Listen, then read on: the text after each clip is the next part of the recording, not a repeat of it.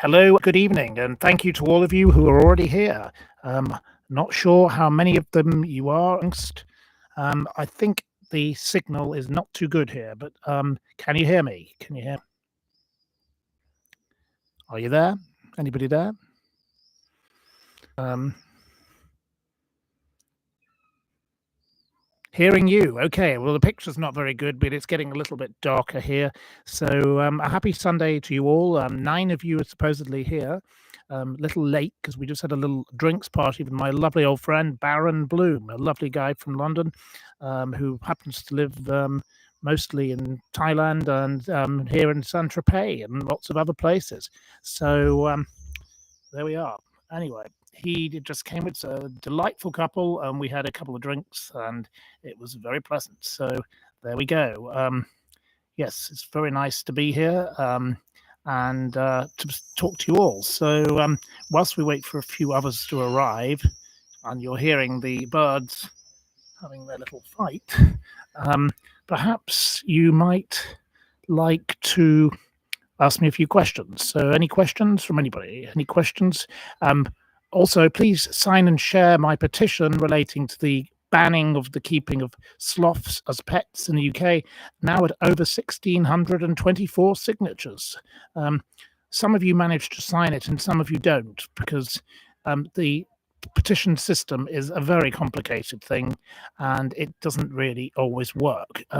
They could make it a lot easier, but they want, of course, to get revenue for their business. So they want you to click, click, click and go through and do this and do that. So it's not exactly ideal. Do I think Donald Trump has stopped a nuclear war?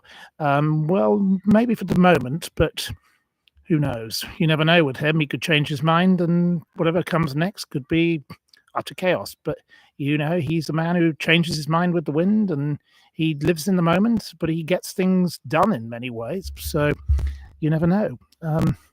Depends what that thing is. What's the matter with the Omaze house competitions? I'm sure you read the article in the Mail. Sadly, I put all my newspapers into a bag this morning to try and organize them. And obviously, I have now got no. It's much harder to find the damn thing, but I can't remember which day it was in. But it was an article about the Norfolk House. And cheers to you all, and thank you especially to Kenzie, who kindly sent me a lovely gift. That was very, very kind of you. Thank you, Kenzie, who goes by a different name on here, but I won't be saying because I think she likes to keep her privacy.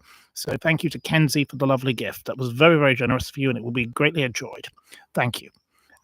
So Omaze, the Omaze house draw. I can come back to my question. I've got some notes on that somewhere in this book. So just give me 1 second. But whilst I'm thinking about it, the £6 million house, it turns out the woman can't get her £6 million house that she won because it's got planning problems. It should never have been built in the way it was built. They shouldn't have built the tennis court. They shouldn't have done this. They built it too big. It's a very weird house. And that house was, I have the deeds to that house and all the information, was for sale in July last year, I believe, for 4.5 million, I think it was.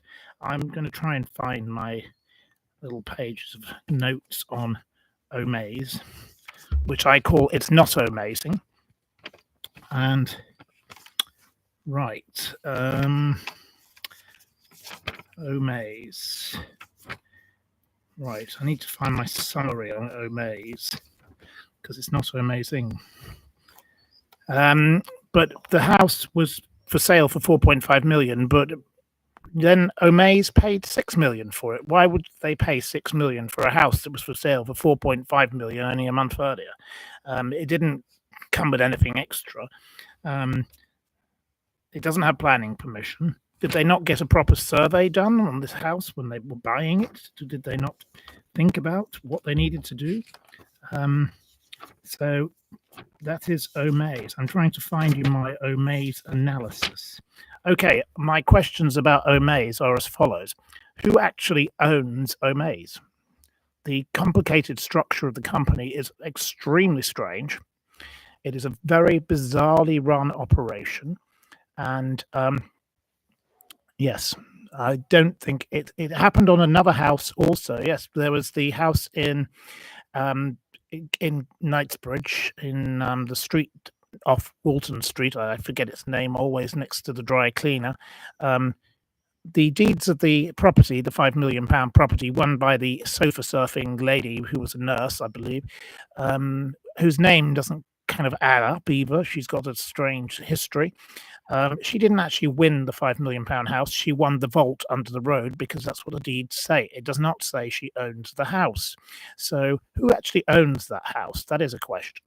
Okay, why did the Amaze be forced to pull out of draws in the US and Spain because they weren't considered to be fit people to be running things there? So it's a very, very strange thing. BMCR says you get vetted before you win in case they get bad publicity. Is the Norfolk house in Blakeney? It's on Rightmove now for sale, 3 million. And that is the house next door. The man bought the land and the house or whichever, and then built this other house, and he's trying to sell that for 3 million on top of the 9 million. I will have I have a whole page on. Here we are, the Norfolk house. It was claimed to be their biggest prize draw ever. They estimated the rental of it to be 5,500 a month, and they'd give you 250,000 in cash. It's called Larkfields. It's 144 Morstan Road, Blakeney, Holt, NR25 7BG. I know the area very well. You know, there's some lovely houses there, but this house is weird. It's like got 3 bedrooms and it's £6 million, and it's not. You know, it looks like something from New England, not Norfolk. It's a very strange building, and they didn't build it correctly. They did not follow the architectural plans. So there we go. It was for sale with Strutton Parker estate agents, built 2022.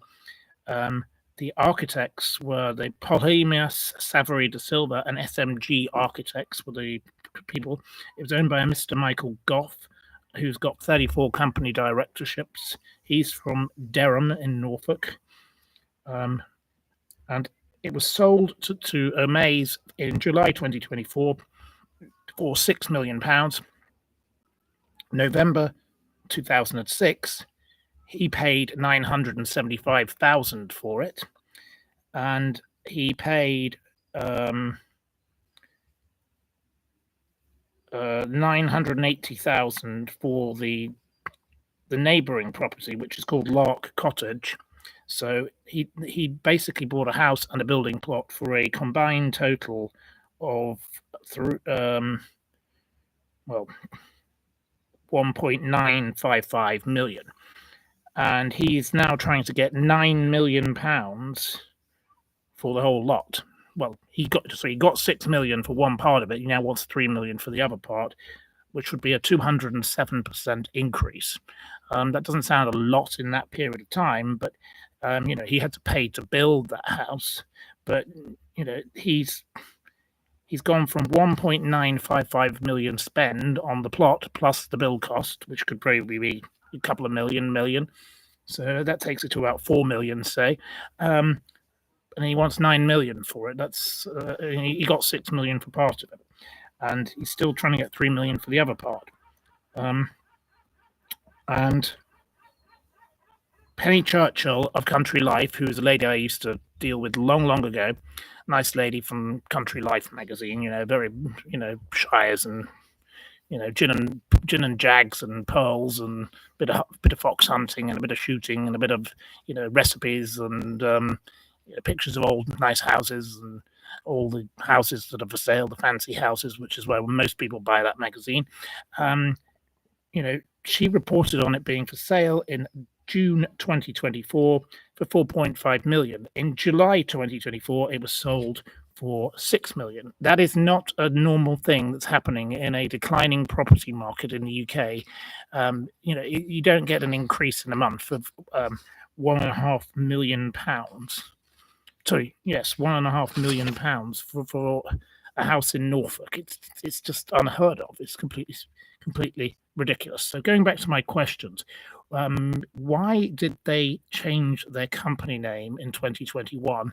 They've had multiple company names, including Omaze Properties, Omaze Limited, or something, Omaze LLC. I've got a whole section on that. Just give me a moment. I wasn't expecting to talk about them. So Omaze UK Limited changed its name to Omaze, then it changed its name to Omaze Limited. There's been all sorts of different name changes, and Matthew Polson, the director, he comes from Palo Alto, all sorts of things. The Omaze Properties LLC, lots of things to do with Wilmington, Delaware. Sorry, I'm looking downwards. I should put this book on here. It might make it easier. I'm sorry about the picture, but it's getting a little darker. I didn't plan to do this so late, and I may have to move the candle on the table here a little closer, because maybe that might help. Because I got, oh, there we go. You're getting some candlelight. It's like being at a supper with Hyacinth Bucket, isn't it? One of little Hyacinth's candle-lit suppers. We were kindly given by the lovely man I told you about the other day, this lovely candle. Look at it. It's a lovely candle, huge thing. So anyway, we're having candlelight. Anyway, that might help a little bit more. So, but not burn myself. One of the candles bits have gone out, but a little bit of candlelight doesn't do. It looks like I'm sitting by a campfire. Could be in the Serengeti, couldn't they? There we are. Anyway, cheers to you all. Having a lovely time. So, my next point regarding Omaze, Biscuitex says I've researched Omaze very well. I've done over 20 pages on Omaze, and I spoke with a very interesting gentleman tonight who's involved with Netflix, and my friend from the Daily Mail. We would like to do some kind of expose on Omaze. I've got a whole raft of information about the dodgy house in the Cotswolds that flooded, the dodgy house in the Cotswolds that was won by the bartender as he sat on a lavatory. He got a message, and he bought the whole bar a drink. Everybody wins. It's very strange. They have to be. You don't get normal Jane and Joe from 46 Acacia Drive winning this. You never get the semi-detached, lovely, ordinary couple. You get sort of the nurse who goes couch surfing, and the gay man who works in the bar who found out he'd won when he was sitting on the bog. This house that was won by the Indian people. They immediately said, we can't afford this place. It's impossible to pay to run this house. It's ridiculous. The house that nearly fell in the sea, so they had to give that back. It was not built properly. It's on a cliff, and it's badly built house. There's nothing amazing about Omaze, I will say. So, why is there a lack of transparency regarding the properties they offer? Why do I have to go through land registry information to find out that the house they won wasn't actually a house? It was a vault under the road. It's marked clearly on the thing. The lady has been awarded a vault. She lives in a coal hole, and she was a couch surfer, and she's been still trying to sell that house, or they are, whoever owns that house. God only knows who really owns that house, or how, there's no transparency about who actually owns that house. Why? Okay, why is there a lack of transparency about what they give as a percentage of ticket sales to charity? So at the beginning, they were promising to offer, huge amounts to charity. And they do give money to charity, and all these charities seem to get involved, so they do get some money. But the range of percentage, I can't remember the numbers, but say it was 40% at the beginning to the charity. It can be an average, 10% or something. It's some ridiculously low number. I haven't got the number in front of me, so that's on another piece of paper. So I won't be able to find that now because it's getting darker out here, as you can see, but we've got the little Hyacinth Bucket candlelight supper here. So why are Omaze's accounts overdue? In December 2024, they were blacklisted for having overdue accounts. this is not, this is meant to be a serious operation, and they can't file their accounts on time, and they're spending millions of pounds on advertising a year, which is why nobody investigates them, of course, other than people like me who don't like the fact that they can get away with it. It's very hard for no national newspaper is going to attack Omaze, are they? Because Omaze, I'm just pouring a certain someone a little bit of wine. There we go. And myself a little bit of wine. So we don't do any whining, okay? But we are going to be enjoying the wine, and we were brought some lovely wine from Minuti, the lovely vineyard, which I've been to visit before. I'd love to go and visit some vineyards before I leave, and I won't be here for much longer anyway, so it's time to go back to England. It's too hot here for a start. I've sweated buckets today. It's ridiculous. I never suffer with the heat or the cold, but I'm very, very hot today. I don't know why. It's just ridiculous. But there we are. So why is the social media following of Omaze and also the Raffle House, and I'm very interested in Raffle House also, very curious company. So why is their social media following so low? These draws, the easiest way to promote your draw, social media, go on Facebook, go on Instagram. It's pictures of nice looking houses that are supposedly nice, but well, they turn out not to be, but they look nice in the photographs. So why have they got no following? I've got more following on Twitter than Omaze. I'm a nobody. I'm an absolute nobody. I don't matter to anybody. It's just I'm just me. But they have all the budgets, and they're spending all this money in newspapers because they don't want the newspapers investigating them. That's for sure. It rather reminds me of an operation that used to pressure sell. Come and learn how to buy a house, make a fortune in buy to let, and you'd get your free seminar. And I knew about this company, and I knew people who were directors of this company, and I found them very strange people, to be honest. They're not the kind of people you'd want to have dinner with, put it that way. And they would spend tens and tens of thousands of pounds a week on advertising to get you, the little old lady in the Daily Mail reader who thinks that she can have a pension on the property. It was called Inside Track. And then when you got there, you'd then be told you have to pay for the next lesson and the next lesson, and they paid for all of that. So they were making money there. But what they then did, without telling you, is that they would then introduce you to the properties you could buy. And they were taking commission on those. So they were taking commission from the buyer and the seller. That is not correct. And they were eventually exposed. And the reason they got exposed was because this man called Jim Moore, who'd previously been a timeshare seller in, Benidorm or Palmer, Palmer Gold Crime, Costa del Crime or whatever. And yes, his wife she wanted 16 million in a divorce, and I think she got about that in the end. Kim, good old Kim, she was a character. She looked like a throwback relic to Howard's Way. She was quite something with her big hair. Very strange woman. But you can read all about that in the Daily Mail, of course, now, because eventually when they stopped paying, they were exposed. But Omaze are very good at paying for lots of ads. You see it everywhere. You can't escape Omaze. There's all the publicity, but they're very careful about how they screen people, as you say. I think that was quite correct, whoever said that. So, right, okay. Before it goes completely dark, and I can't see, because then we can talk about something else.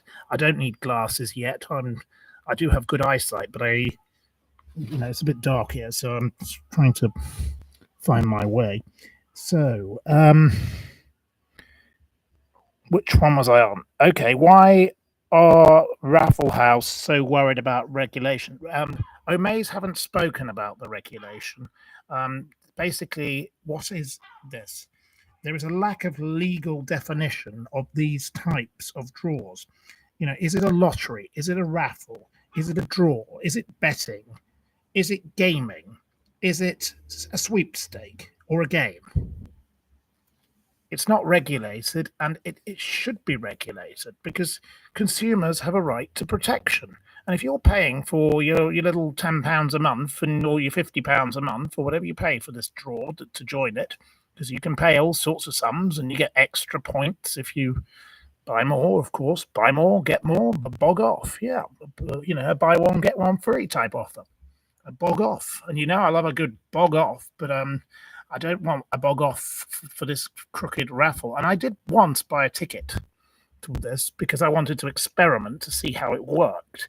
And they trick you with the way in because obviously it says £10 or £25 or whatever it costs, depending on what kind of raffle or draw or lottery or gaming or whatever it's going to be. In this instance with this Omaze, not so amazing. And this is, you don't get the option for the £10, but you get the option to pay 50 to start with. If you want to get through the £10, you have to go through, like with the change, you have to go through all the stages of the process. And once they've got you hooked, most people don't remember anything about direct debits. They don't even look at their bank account statement every minute. Most people just plod along in life and, they check the big things, but they don't check the £10 thing or the £50 thing in this case. There we go. So, right, okay. You spent 18 months in the 80s going round and round in the Reader's Digest prize draw, Caddis says. Well, this is like the modern day version, isn't it? So, quickly, before I lose the will to live with this light, sadly, the light has faded. The next question is, are houses sold at inflated prices to price draw operators? As I said about the Norfolk house, there's the example, 4.5 million for sale, they pay 6. That's on, you can find that information on Company's House. My lovely friend Andrea helps me with all of that because she's involved in the mortgage business. A great lady, and she's very helpful with that because she thinks it's a really bad thing, this system. So she's been very helpful with the background legal research for me because she understands mortgages and property sales a lot better than I do, and she can read the document. And that's how we found out about the house that wasn't a house. It was a vault. It was a coal hole. So the sofa surfer won a coal hole in Knightsbridge. Coal hole. Does she sofa surf in the coal hole, or does she not really live there? She said she can't live there. She can't afford it. But it's been for sale for months. Nobody wants to buy it because it's the most expensive, overpriced house in the street. I've got a whole file on each of these houses. I can go into detail in a lot more if I'd had all my... I wasn't expecting to talk about them, but there we are. So, right. And can you imagine the neighbours having these weird people turn up and do all this filming and then all this publicity stunt, and then you get these people who don't really want to live there because they can't afford it, which, or can they afford it, or they just, they don't want to live there. You live in, say,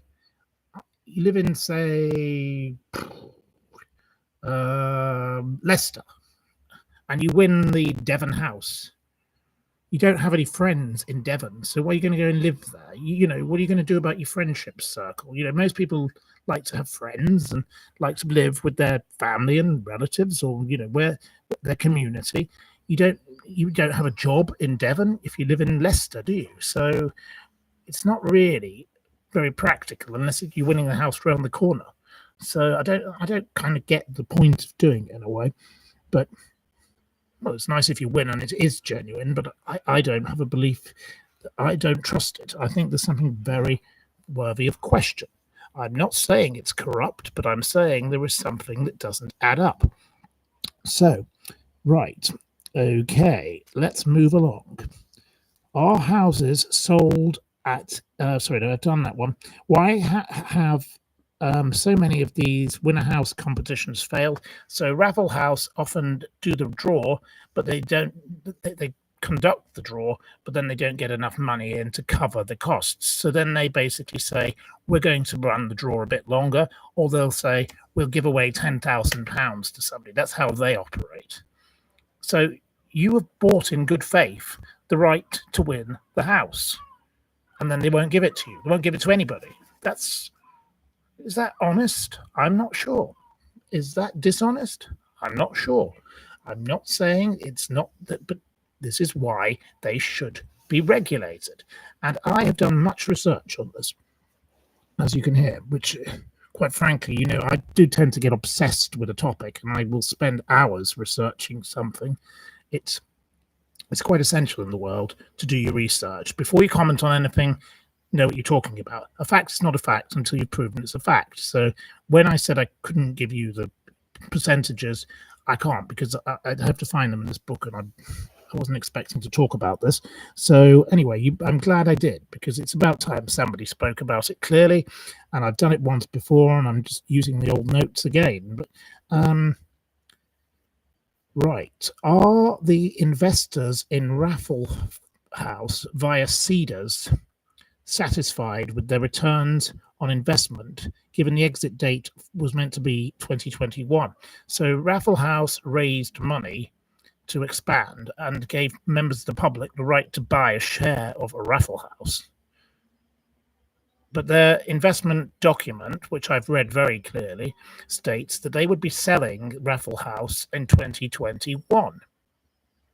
So, you invest your £5,000 in Raffle House so they can expand their company, and you've been promised that you can have an exit date of 2021. It's now 2025.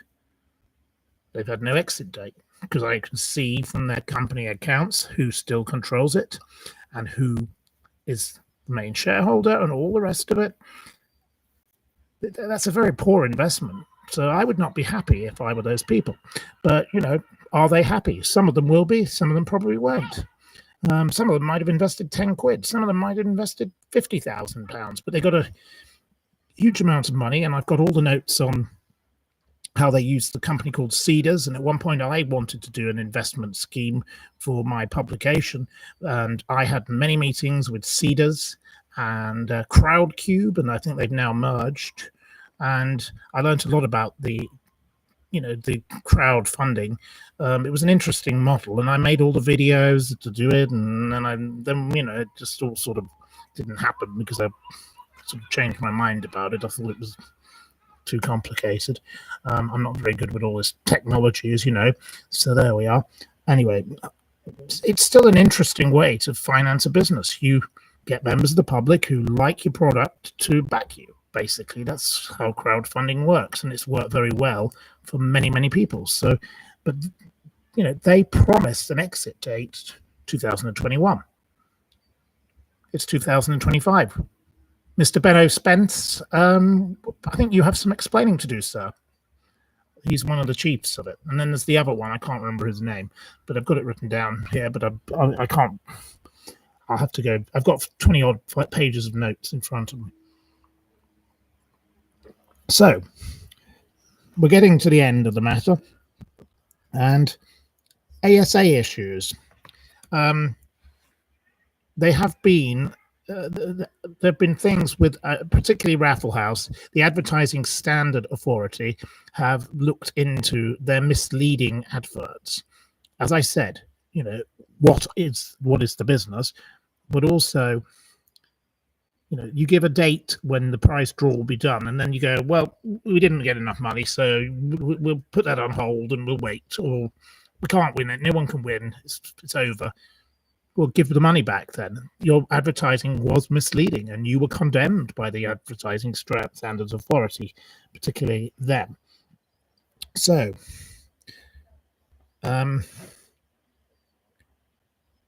many consumers have said it's a waste of money and time on all sorts of review sites. There's lots of people criticizing it as that. The Gambling Commission have shut down 11 raffles. I'm not talking about them specifically, Omaze and Raffle House, but that was reported in the Mirror in 2018. The quotas are not met. What happens next? They are very vague in the way they act. Many winners are not even named. Do they actually exist? there are a number of people who've been named who their story does not add up, particularly the Coal Hole in Knightsbridge winner. Her story is a load of old rot, I'm sure of it. I don't believe half of what she came out with. The gay man who was sitting on the bog and his partner who played the harp or the violin or the recorder or whatever it was he was into. And their story, I was sitting on a lavatory and I found out at one. And do we need to know this? Is this a feel good story to you? Because it's certainly not to me. I don't find it a very appealing story at all. And then he bought the pub a drink, and he worked in a bar, but now he can't afford to live in that house probably, and he won't be living in that house. He could rent it out or something, he said, but he'd like to have a party there first. And it was all like fluff, load of old rubbish. So anyway, that's Omaze. I'm done with Omaze. So that's not so amazing, is it? It's lovely to be set out here, actually, even though it's completely dark and there is nowhere for me to put a light because, unfortunately, the light won't reach because we don't have a long enough extension cable. But that's a lesson to me to try and figure out some solution for the future. And I look like I'm Donald Trump with my face because there's something. Look, the lighting is making me look like I've had some kind of accident with the Botox, the fake tan, like Richard Madeley, who once did himself trumped up, and it didn't look so good, did he? But he doesn't. Well, he is a bit permatan most of the time. Yes, you thought it was very interesting, says Biscuitech. Okay, thank you for the deep dive into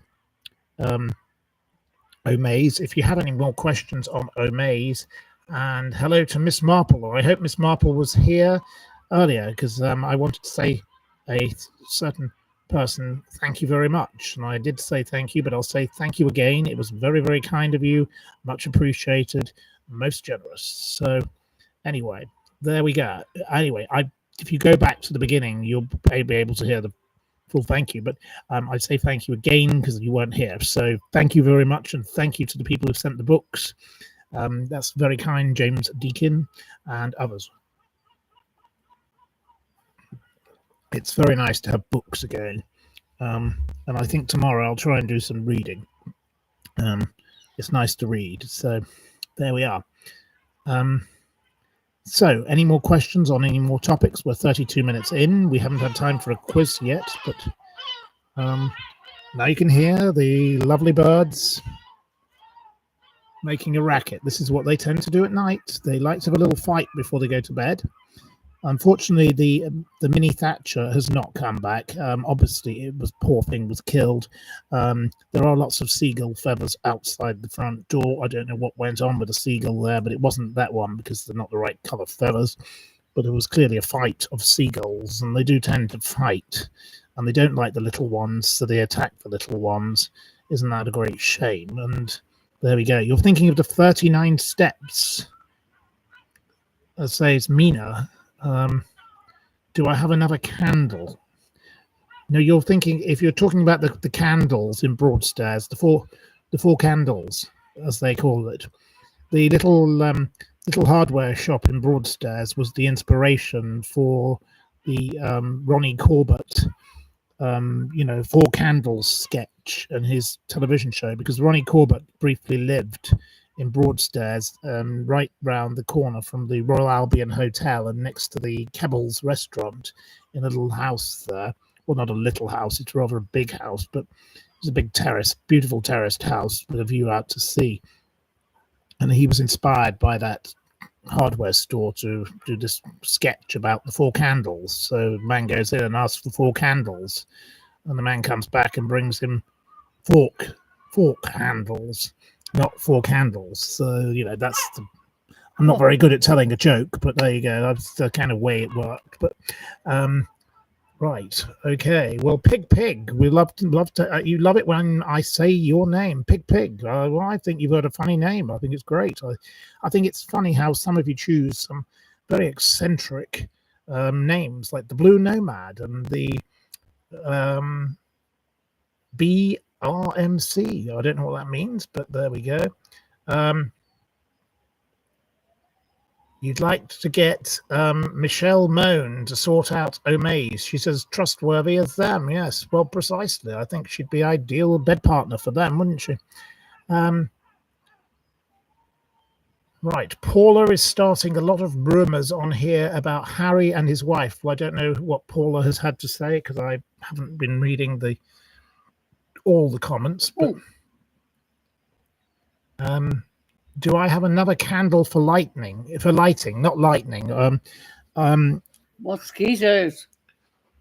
I'm sorry about the shouting about mosquitoes, but there aren't any mosquitoes coming for me because we've got a candle. It's actually helping. It's better to be out here than inside. It's too hot inside, but the whole of the upper floor has been sprayed with insect repellent, and the insect repellent is quite good at getting rid of them, but the rooms get rather hot because you have to keep the windows closed.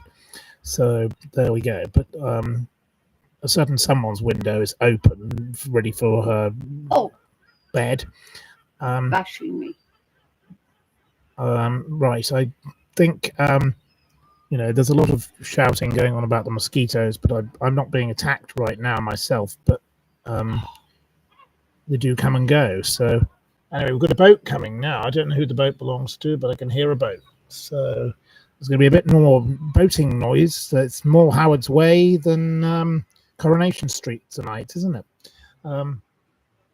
There we are. So there's a boat coming. I think I know who the boat will be.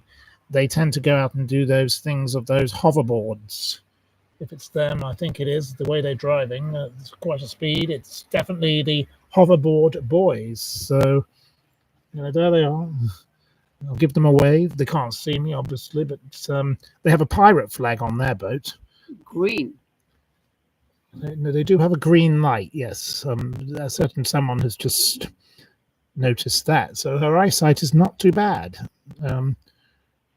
There we are. So cheers to everybody, and I hope you're having a jolly good time. We've done 37 minutes, and yes, hello to Expialidocious. Yes, hello to everybody. Yes, hello to Miss Marple again, and Cadders. Don't forget your flippers. Oh, wow.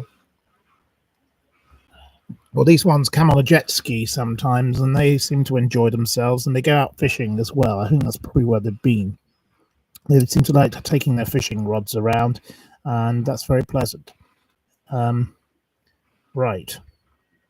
So, yes. Right. Any questions on any other topics from the weekend, apart from Donald Trump and Omaze? We've done those two things. So anything else on a different matter? Right. Right. The quiz champion, yes. The Miss Marple, who is a very good quizzer, yes. Very, very good at the quizzing. She's the best. Has the algae been cleared? I think yes. I think it's the beach restaurant was clear of the algae. So yes, that's been a relief to their business, I'm sure. You were in your hills, above your house with your dogs, and you were stalked by a coyote. It was terrifying. So where do you live, Leslie S? Where you get stalked by a coyote? There we are. You were in the hills. We don't know which hills you were in. Now, who do I think will be the next James Bond? I've read quite a few articles on this, and I know Michael G. Wilson, who's the son of the Michael Wilson, who obviously is the brother of Barbara Broccoli. They're lovely people, and I don't know the Broccolis very well, but I know Michael, of course. They were the owners of the Bond franchise until they sold it. But now, obviously, in this woke era, there's talk of James Bond being a woman. I don't know how James Bond can be a woman, because have you ever heard of a woman called James? Okay, there's that mad Jack Monroe who's called a girl. He was called a girl called Jack, and then changed to, pronouns. Pronouns. That's a crazy idea. Matthew Steeples, next James Bond. I'm getting a bit of shouting in the background of that. I don't think I'd be a very good James Bond. I did know people who have obviously been linked with the whole thing. my old friends who lived in the Boltons, Dame Paddy Ridsdale she was Ian Fleming's secretary before she was also the inspiration for The Man Who Never Was filmed. Um, Oh, God. she inspired um, she inspired the character of Miss Moneypenny, so I knew of her. And obviously, my friend Henry Blofeld is related to the whole Blofeld person. I never knew Ian Fleming, but obviously, because it would be impossible. But my friend Gina Miller likes to stay at the beautiful place. I've forgotten in the Caribbean. The place I've forgotten its name. She goes to stay at that place. Not is it called Moonraker? I can't remember the name of the villa. But anyway, she goes to stay at that villa, whatever it was called. Goldfinger, of course, was connected with Erno Goldfinger, who was an architect who upset Ian Fleming because he tried to build some ugly houses near his, and he didn't like him, so he thought he'd make him the villain. So that's how he came about. And Miss Moneypenny, no, Miss Moneypenny was inspired by Dame Paddy Ridsdale, an amazing lady whose husband was Sir Julian Ridsdale, whose cocktail parties I used to go to when I was at university in their beautiful home in the Boltons, and they're both sadly deceased now, but they were very good hosts, I will say. Lovely, lovely people, and they had a beautiful home, and there we go. Yes, the poor thing was killed. Yes, may it rest in peace. May the Mini Thatcher rest in peace, because unfortunately it's gone. It won't be back. The other ones are still wandering around, so they've survived, but two of them are definitely dead. It's like the game of Agatha Christie, and then there were none. The one we're not allowed to use the real title for because it's politically incorrect. Have I ever tried acting? I was forced to act at school. Yes, I was meant to play, something in some nativity play at school once. That was a total disaster. I didn't really enjoy that, but I love watching people act, but I'm not really an actor. I'm not, I'll leave that to my old mate Stephen Berghoff. He's a good guy and he's brilliant, and all the other wonderful people like Felicity Kendall and people like that who I've come across. But there are lots of wonderful actors I don't know. But anyway, it's nice to know actors because I've spent time with Stephen because we talked about he did a play about Harvey Weinstein, and obviously I'd met Harvey Weinstein, so I talked through things with him. We had a whole afternoon sitting in a friend of ours' house in Belgravia, and we went through the whole thing and then that's helped him with his portrayal, and I was very fascinated to give my tiny little bit of input, which was minor, not major, not Edwina Curry, not her again. Right, there we go. So we know who could be the baddie. Yes, we do know the baddie is the one you mentioned. Yep. I'm not going to say it because they might hear. So that's definitely the baddie in the Death of the Bird. So yes. A certain person is no longer here, so that's why they're not here. They've gone, so no more mention of them because that's just not really going to get us anywhere. Ankles bitten with mosquitoes. What do I do? I'm being asked to ask you a question. What do people who get their ankles bitten with mosquitoes do? You should have listened to the lady who was here earlier and asked her, I would say myself, where did you get the thing that you spray all over yourself to stop them biting you? So that's what you actually need rather than spraying the room. That seemed to be my take on the suggestion, which sounded like a good thing. And the answer also is, which is something I do, which is why I don't get myself bitten, cover your ankles, wear knee-length socks. Oh. That is a perfect solution, and it has been suggested in the past, but a certain someone refuses to wear knee-length socks. So that is their own fault in a way, isn't it? Put some baking soda in a little bit of water and dab it on. You need jungle formula spray. Well, we will have to visit a shop when we can and get some jungle formula spray. We have a slight problem with the car, but that's a thing we don't need to talk about. So we will leave that for now. Put out a fan. Well, there are no fans because the fan that was here does not work. There we are. Drink plenty of tonic in your gin. Yes, tonic is a good thing in gin, and we don't have any gin right now because we've consumed rather a lot of it lately. And yeah, it's been enjoyed with friends and others. So gin is definitely a solution. Maybe that's why I'm getting bitten less often because I drink gin. Gin is better for you than wine in a lot of ways, but today we've only been able to go to the local shop because of an issue with the car. So there we go. Right. Light a fire that keeps the insects away. Well, it would be lighting a fire is the best way to keep insects away. I quite agree.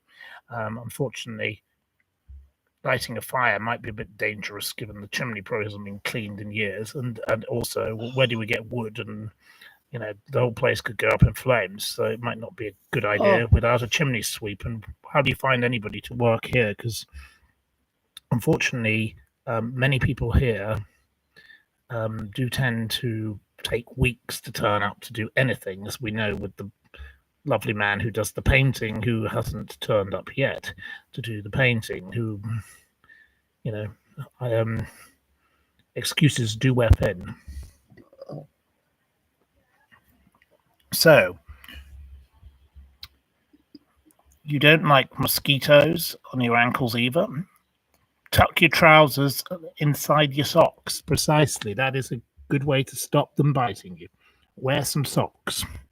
That is the immediate answer that could easily be achieved without any problem. A pair of socks. I do have rather a lot of socks, and I have offered my socks, but I don't. I haven't got any socks, and you won't lend me a pair of yours. This is a total lie. My socks have been borrowed in the past, but she also does have some of her own socks, and she refuses to wear them. So she could wear them. So that complaint is invalid. Okay, don't listen to that complaint because the socks have been offered, and tomorrow you'll be forced to wear socks. But unfortunately, the other issue we have here is the shoes that are being worn are no longer the right size. So we have a problem with the shoes. So socks would be a bit of a problem with the shoes at the current moment, if you get my drift. But we're not going down that passage. So wear some lanacane. Lanacane is an amazing thing that will soothe. Okay. Right.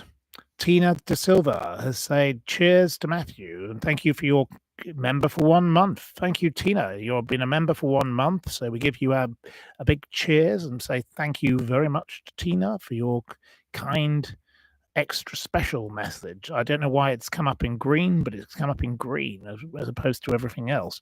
So Tina gets a special mention. So a special mention for Tina De Silva, very kind lady who's joined in lots of times and done lots to contribute.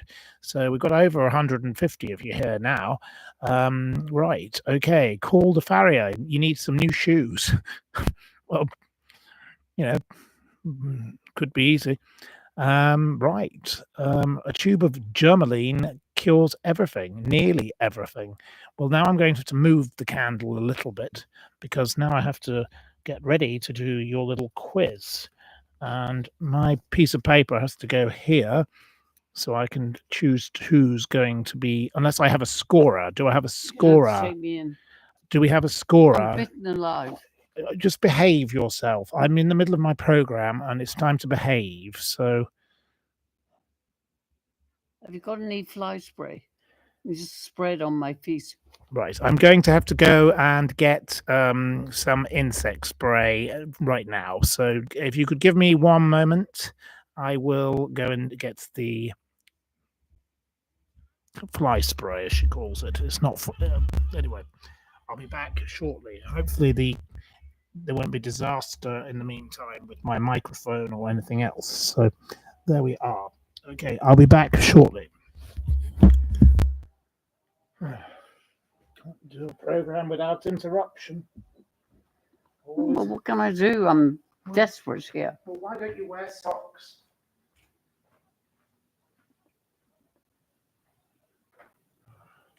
Put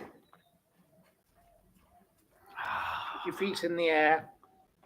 I'll just spread the and the ankles, yeah.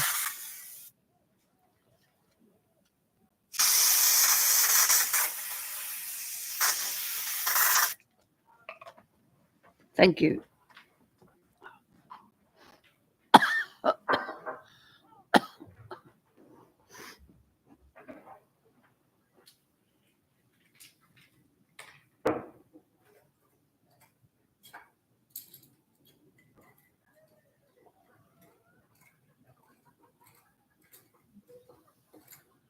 Oh my God.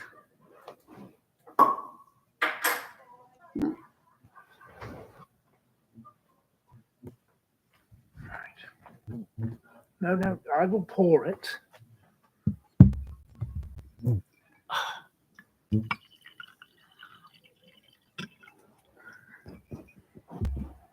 So why doesn't he reply? And excuse me, they've all replied. he did. No, I'm on my program.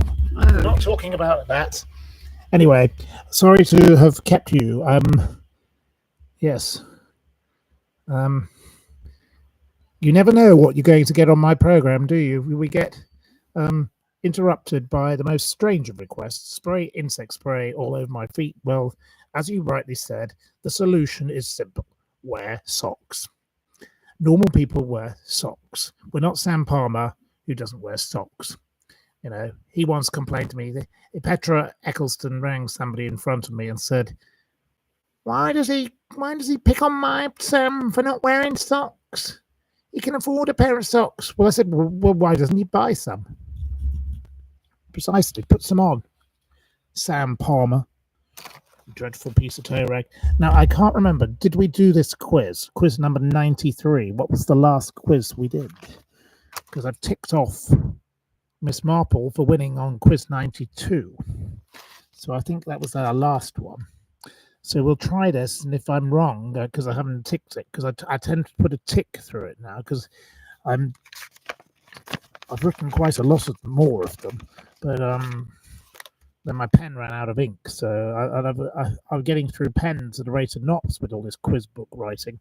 So right, the first question: are you ready for a quiz? And you saw Bernie in Knightsbridge at Christmas. Well, he works out of Rutland Gate, so you would see him either in his Lexus, if he's still got it, or he'd be wandering around, being a complete nuisance, having bought the local pub and turned it into a house. Well, Tamara turned it into a house, so she destroyed another local pub. So what is Tamara Eccleston also? A pub killer. So as well as abusing the poor sloths, and please sign my sloth petition by bringing a sloth into a mansion in Kensington. Shame on her. You saw him in a white Range Rover. Yes, he does go around in a white Range Rover quite often now. Maybe Fabiana has decided that it's better to have a more modern car, because he's a total skinflint, and he drove around in his horrible old Lexus. But he does always have all his henchmen after he was robbed. But then he did an advert about the robbery, which for the watch company, which obviously he's got shares in or something, or Slavica has shares in, or whatever it was. So anyway, I'm going to pour myself a little bit of wine, and we're not going to have any more whining. So, right. The best thing to do to get rid of the mosquitoes is to smoke. Quite right. It's better to have cigarettes. Yes, they don't like cigarettes, but sadly, this person does not smoke, so that's not going to be her solution. Hatchie lives in the hills east of San Francisco, right next to a cattle ranch. Whereabouts east of San Francisco? I know San Francisco very, very well. I love going up to the Muir Woods, where, of course, there's an English pub.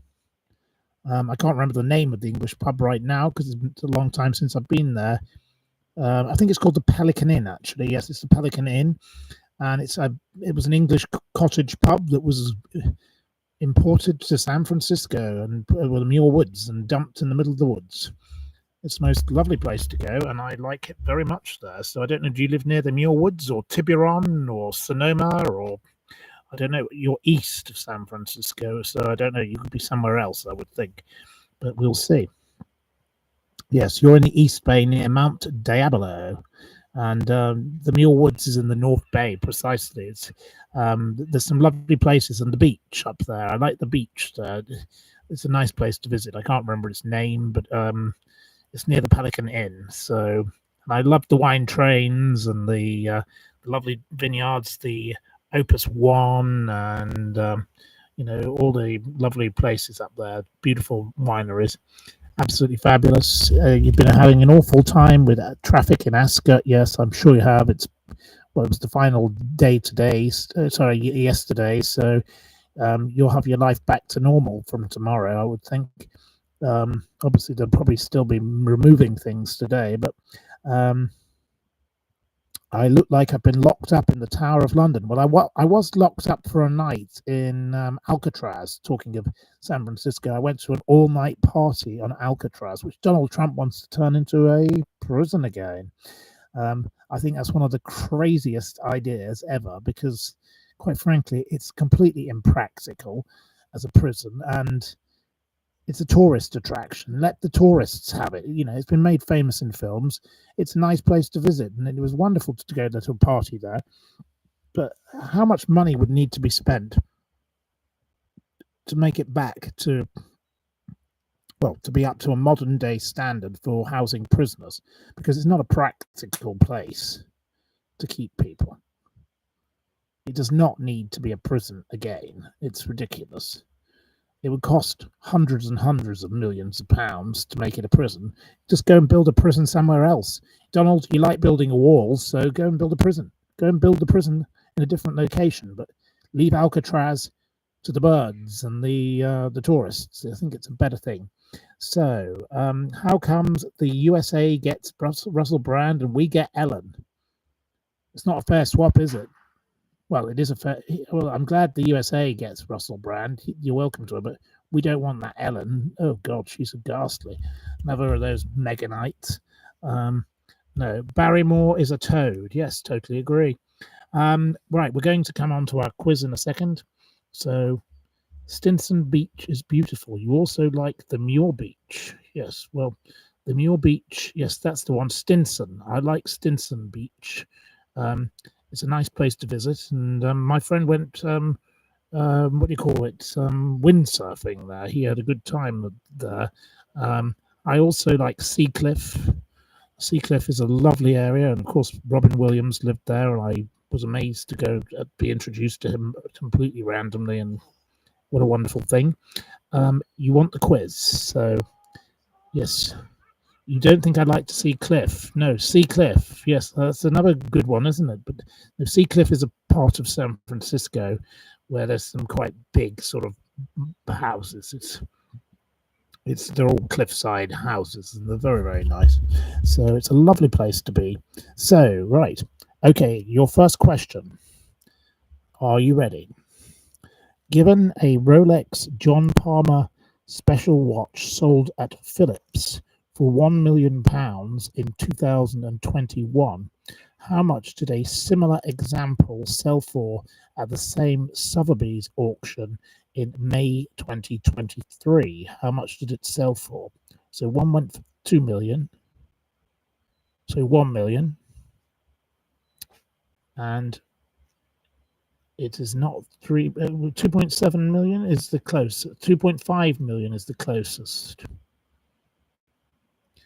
It's not 17 million. Sebastian Bluewater gets the point. Well done to Sebastian. You get the point in my quiz. And I've got to work out if this pen works because I can't see the color of the pen. So Sebastian Bluewater gets the point. And 1 point to him. Okay, Sebastian, well done. So it was £2 million.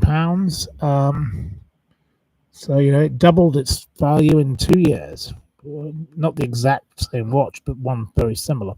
So, how much will it sell for in another 2 years? It'll probably double again, won't it? Absolutely mad.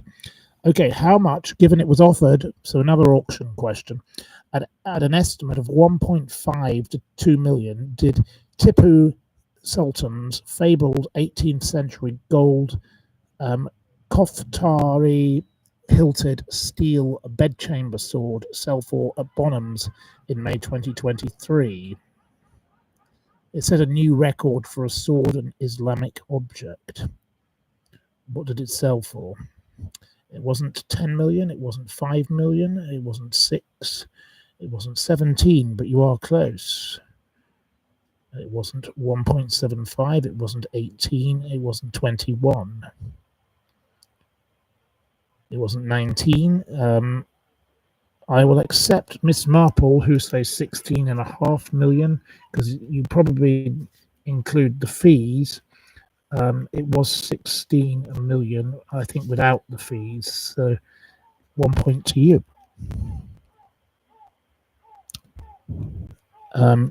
How much in dollars? This is the final auction question. Did a single bottle of the Macallan Adami 1926 whiskey sell for at Sotheby's in 2023? Miss Marple is close, but not close enough. Miss Marple is further away, but still close. Sebastian is completely wrong.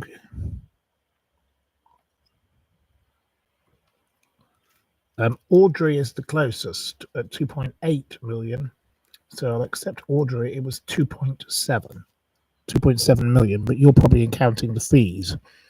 Okay, which esteemed journalist got a message from Diana, this is a friend of mine, Princess of Wales, in 1992 during feckless Fergie, the Duchess of York's toe-sucking scandal that simply read, "The redhead's in trouble." Which Daily Mail journalist got this message? The redhead's in trouble. This was sent from Balmoral as well, where the poor old Queen had to see the pictures of a topless Fergie having her toes sucked. It wasn't Bashir. It wasn't Piers Morgan. It was Richard Kay. You've spelt it with just the K, but I will accept Enigma. It was Richard Kay. Yes, it was. It wasn't him is completely incorrect because Richard Kay is a friend of mine, and I have read articles about how he was the one that got that message. The redhead's in trouble. So there we are. Right. You've had this quiz, you're now saying. Well, it's a bit late to stop, so we'll carry on with this quiz. And if you get it, right. Well, I will do another quiz after this. But I didn't put a tick through it, so I must put the tick through it. It's much better when I do. So, right. Where does the Nutella rival El Morjan hail from? Where does it come from? El Morjan.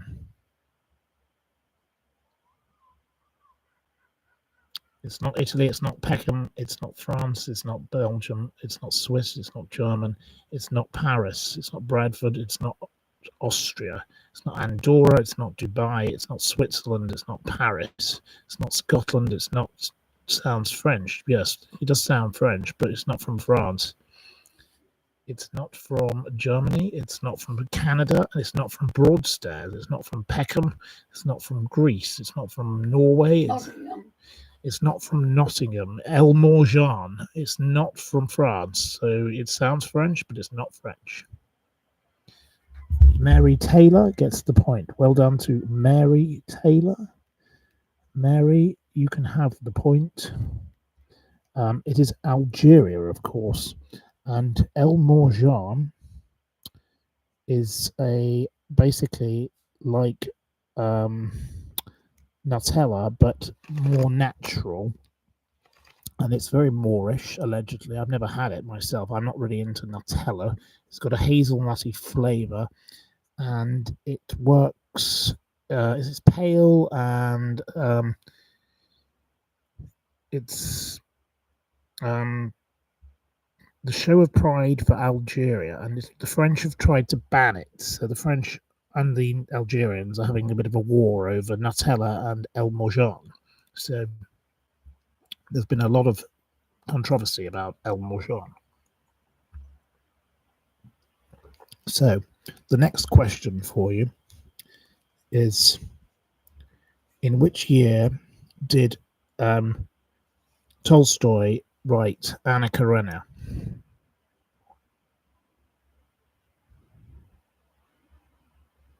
It wasn't 1986. No, it wasn't 1936. Miss Marple is close, and as is Tina De Silva, but Miss Perfect gets it. Miss Perfect, it is 1878. Miss Perfect, another new one for this quiz. So only 1 point for each of you at this stage, so we're not going to have we could be going into double time. But as you've had this quiz before, I thought many of you would remember the answers. I'm very sorry we've had this quiz before. We've done it twice now, it seems. Well, we will have done by the time we've finished. Okay, with which sport is Owen Farrell associated? Owen Farrell. Football. The person in the background is incorrect, but and 723, as I will call you, is correct. It's rugby. And 273, or you've gone off the screen now, but of course he is Saracens, England, youngest English professional.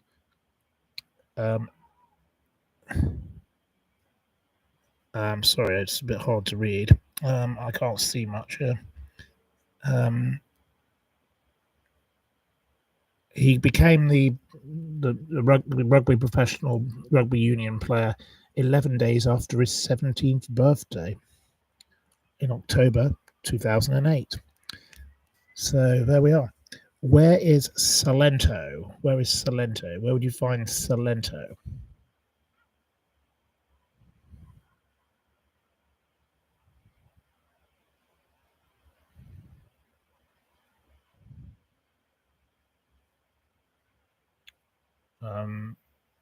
Cadders gets the point. Cadders, another new entrant for tonight, a regular with success in this quiz. It is in Italy, of course. It's at the furthest point of the country's heel. It's sun-drenched, and it's got a very dramatic landscape. We do have a phone call coming in the background, but we're not going to be answering it because I don't need to be disturbed. So it is not Janet Evans calling, but as you can hear, it's a very noisy, horrible phone ring. But we are going to finish this quiz. I am not going to stop because I've already moved to do the foot spray. If this person decides to shut up, it would be helpful. I think I know who it is, but there we are. Who is associated with the 2023 song Lost in the Sunshine? Which singer, female singer, is Lost in the Sunshine? It is not Donald Trump calling me. He does do random calls, but it's not me. It's not Scylla. She's not calling from the grave. It's not Michael Barrymore. It's not Destiny calling. It's not Darth Vader. It's not Anthea. It's not Shania Twain. Miss Marple gets it with Sophie Ellis Bextor. So Miss Marple is now in the lead with 2 points. Miss Marple is very good at quizzes. So well done to Miss Marple. In which year was the Order of the Garter set up, established? Which year was the Order of the Garter established? 1066. It was not 1066. It wasn't 1925. No, it wasn't 1066 from another review. Tina is wrong. No, no. Nobody's any near. You're all over the place. There's no point to Min because it's nowhere near. Miss Marple is getting closer. In fact, Miss Marple is in the middle of it, but not quite right.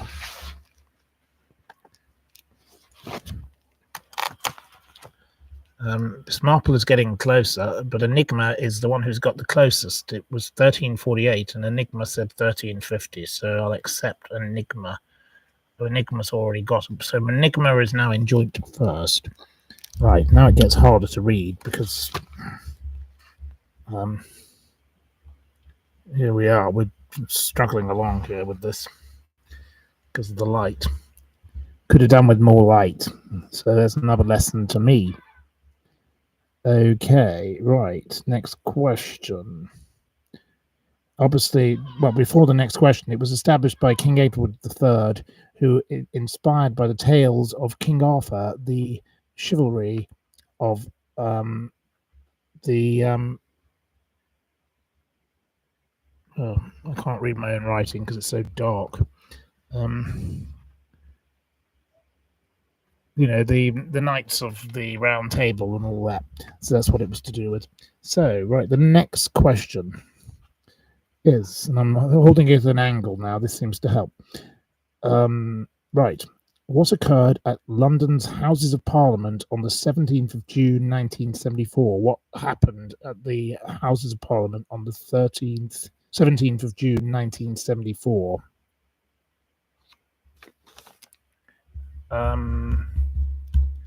Use my phone torch. Well, my phone isn't next to me, so unfortunately I can't. But the person who gets it straight away is Miss Perfect. So Miss Perfect is now the third person to get 2 points. So it was a bomb.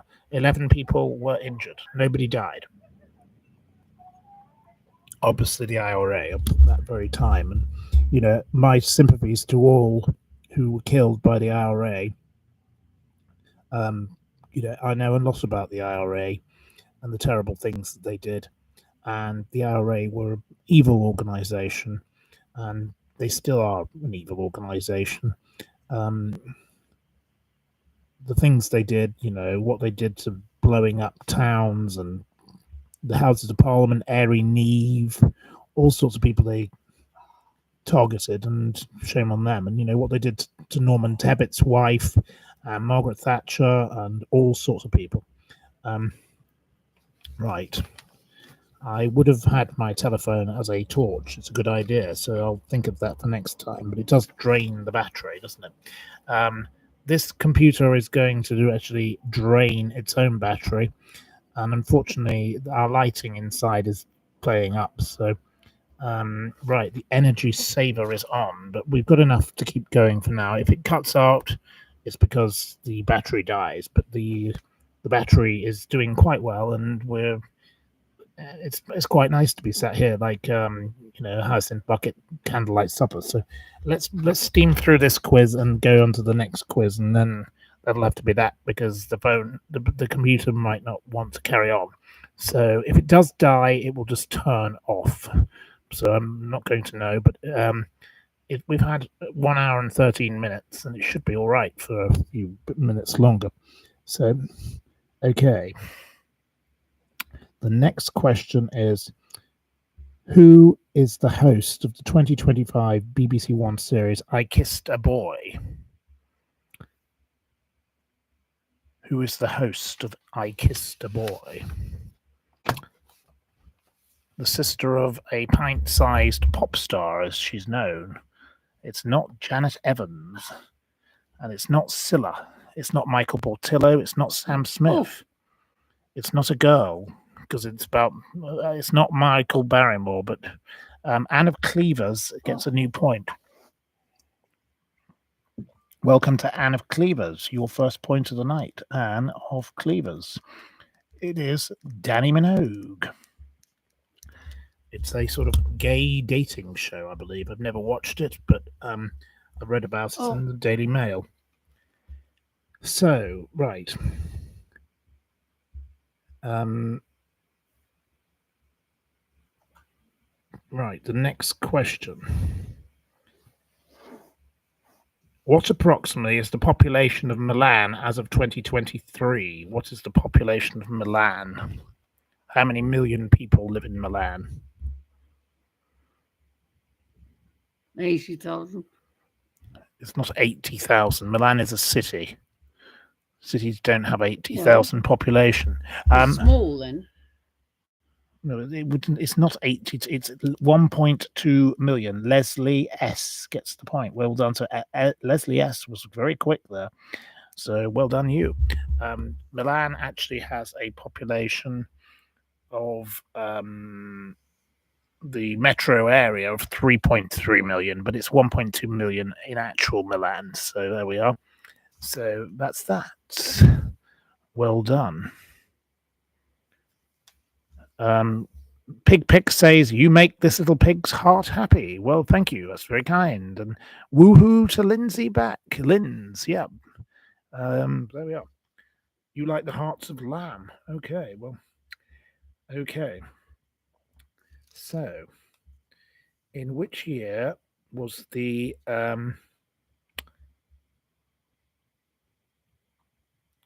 Lord Sandwich scuttled off the US coast? Which year was the boat, the Lord Sandwich? It was originally Captain Cook's Endeavour. It was renamed on being sold. So which year was it scuttled? It wasn't 1967. It wasn't 1945. It wasn't 1637. 9. It wasn't year 9. No. But Sebastian Bluewater gets the point. So you're also now on a. We've got 4 people with 2 points in this quiz. You're doing very well. So we've got over 100 and something of 150 around of you here. So and even though it's late, here we go. So it was the answer, which is hard to see. Hard to I see. think it was in the 70s. It was 1778. It wasn't in the 1970s. No, we're getting an incorrect answer from the background. It would be nice if Min got herself a point, but unfortunately, she's not done especially well tonight thus far. What is the real name of the supposedly female founder of the gossip website Tattle Life? He pretended to be a male vegan influencer. He had a decade of anonymity, and his pseudonym is Helen McDougall. It's he, and he's called Sebastian Bond. Yes, Sebastian Bond. So the answer gets said from Joyce Grove. So now we've got Joyce entering the success in the quiz. Well done to Joyce, your new entrant. A regular and often successful is Joyce Grove. So thank you to Joyce. We rejoice for Joyce. My grandmother was called Joyce, by the way, my late grandmother. So we raise a toast to my late grandmother. She was a lovely lady, and sadly she had cancer and several times, and it was a very sad demise. But she added a lot of joy to the world, and she was very involved in the Society of the Paranormal. She was very interested in Sherlock Holmes, for example. So, and I used to like watching TV programs with her, like Miss Marple. So maybe she got me into this true crime. I think she probably was. So the next question. I'm using the computer light to try and read this before the computer dies. Is what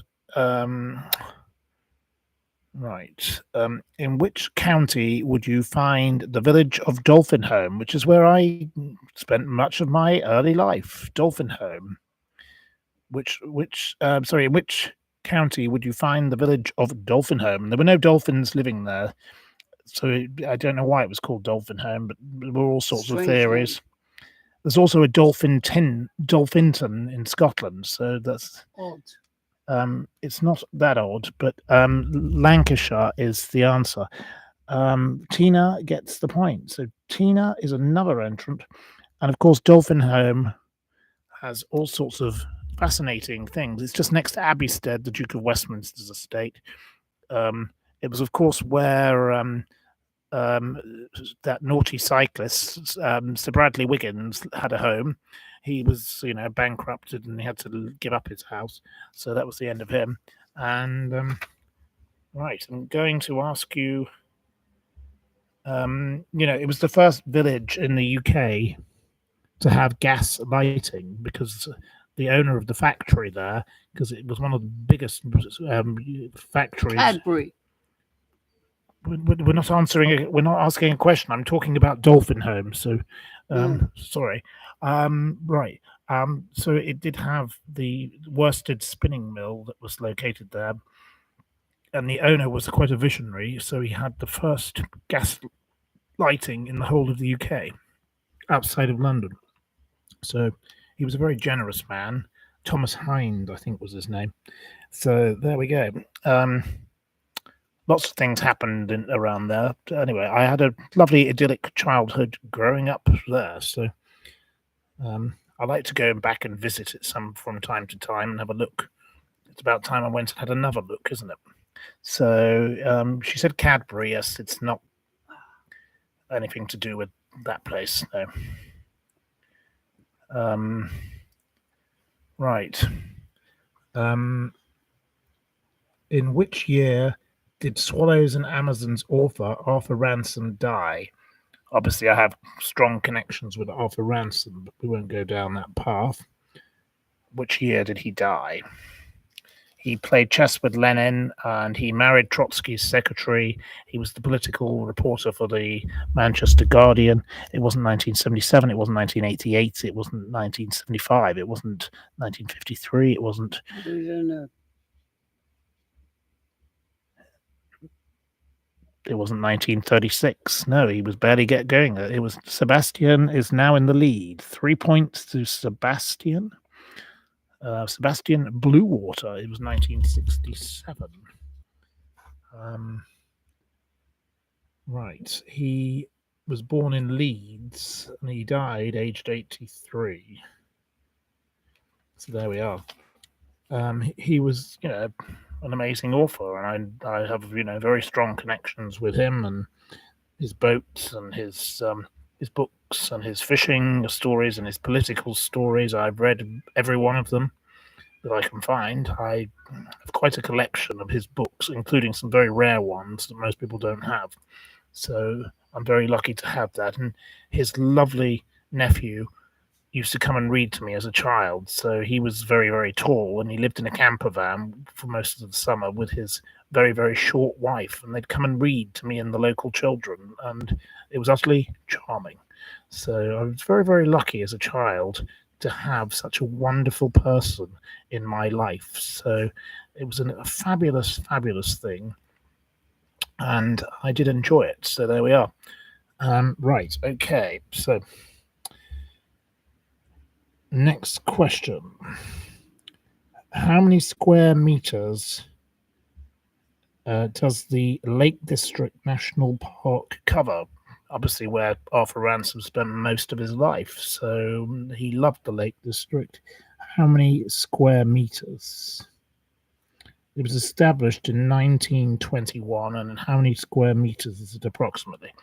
Anne of Cleavers, I will accept your answer. You're 12 out. It's not 900, but Anne of Cleavers gets a second point. It's 912 square meters. Sorry, not 912 square meters, but it's 912 square miles. Sorry, it wasn't meters, it was miles. So I'm sorry, but you got it correct. 912. Yep, is the answer. You said 900, so I'll accept 900. It should have been miles, not meters. It's very hard to read.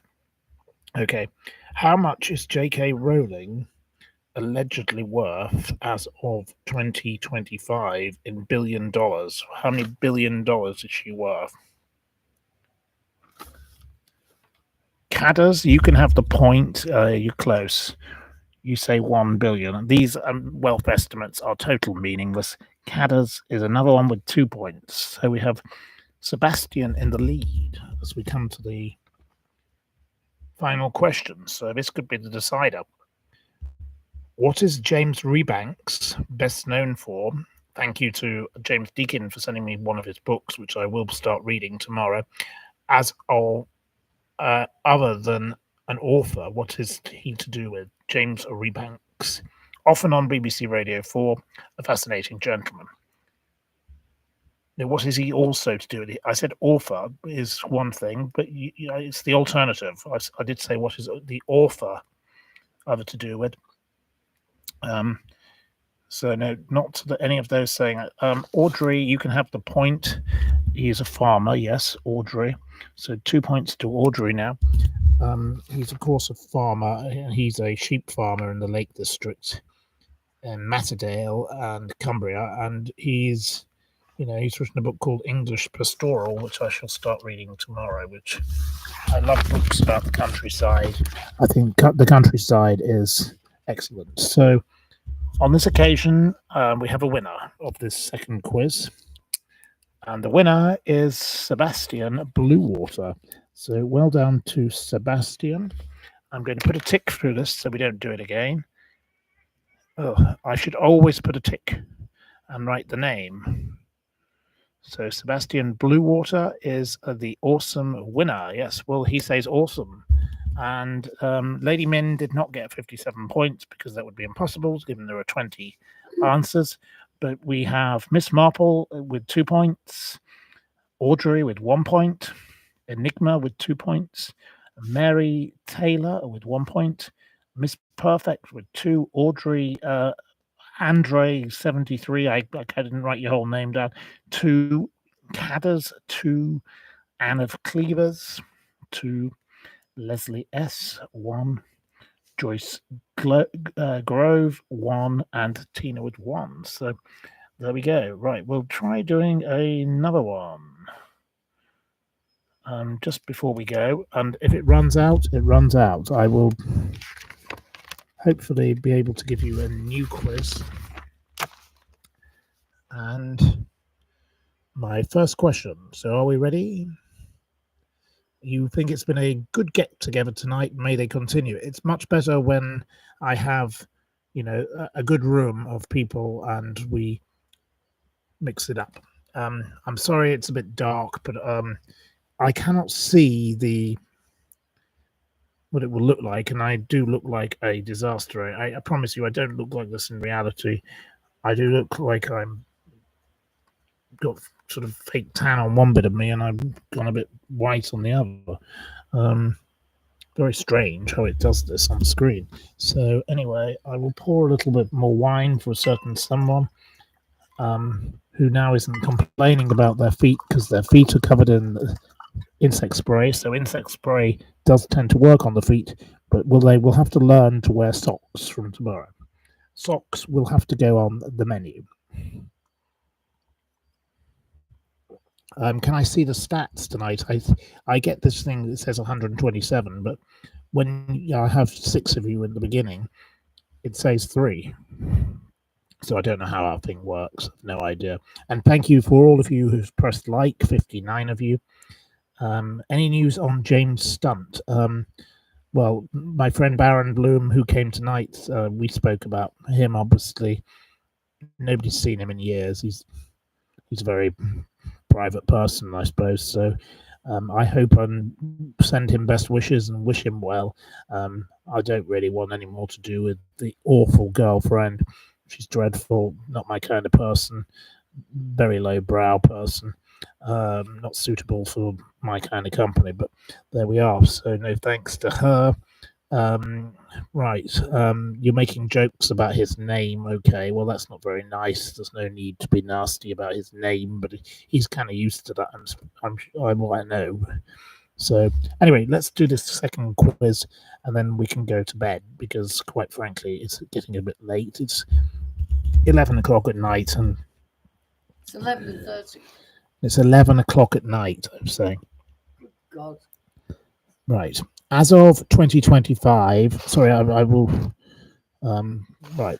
As of 2025, approximately what percentage of Britain's chill chocolate bars in the fridge before consuming? What percentage chill the chocolate bar? Cadbury. Don't shout. That's not a percentage. Please don't shout because the neighbour will start complaining. Okay.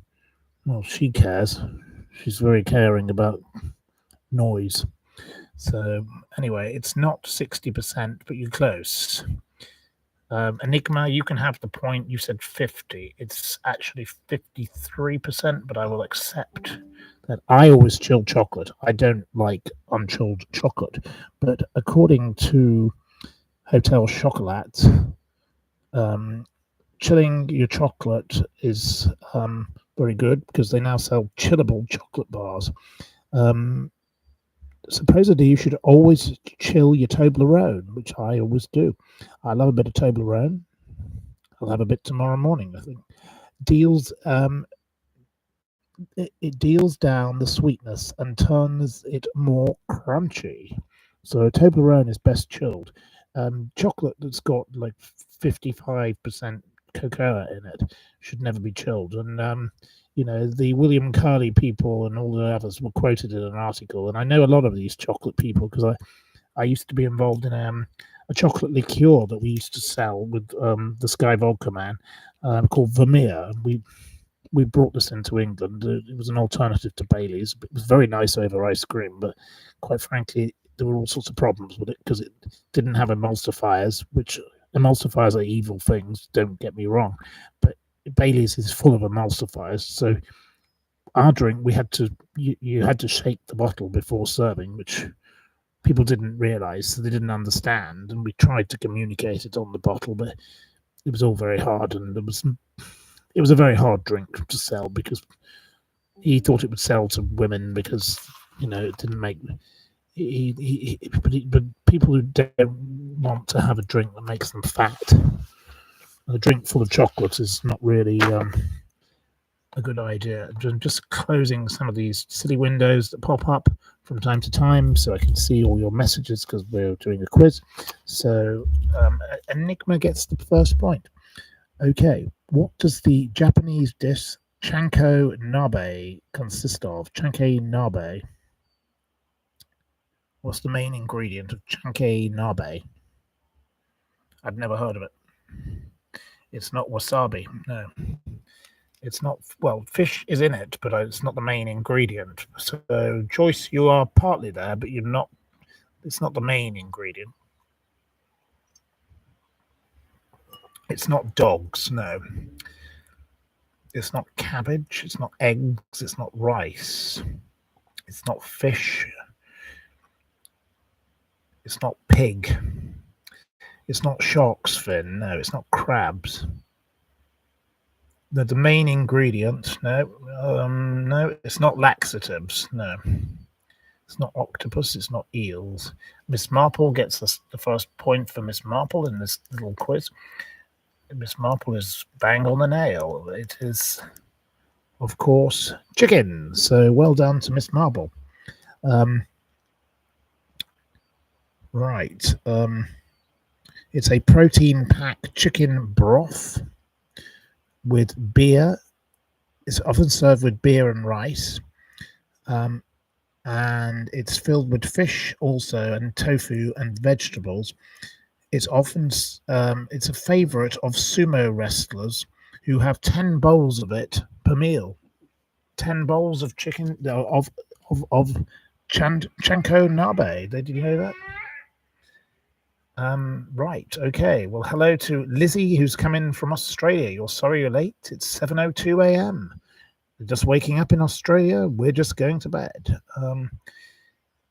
Interesting on the chocolate, and much love and peace to all. Well, thank you, Lizzie. That's very kind of you, Lizzie.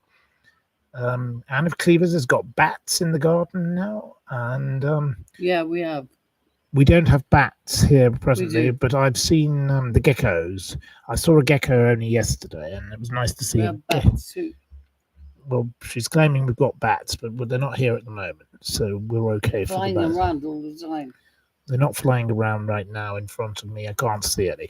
So anyway, there we go. Bats are better in the belfry. Yes. Well, then put bats. That's a good sign if you've got bats in the belfry, and you must be nice to the bats because bats are beautiful creatures. They don't do any harm and they kill all the insects. It's a nice thing. And today there've been a lot of insects here, so there we go.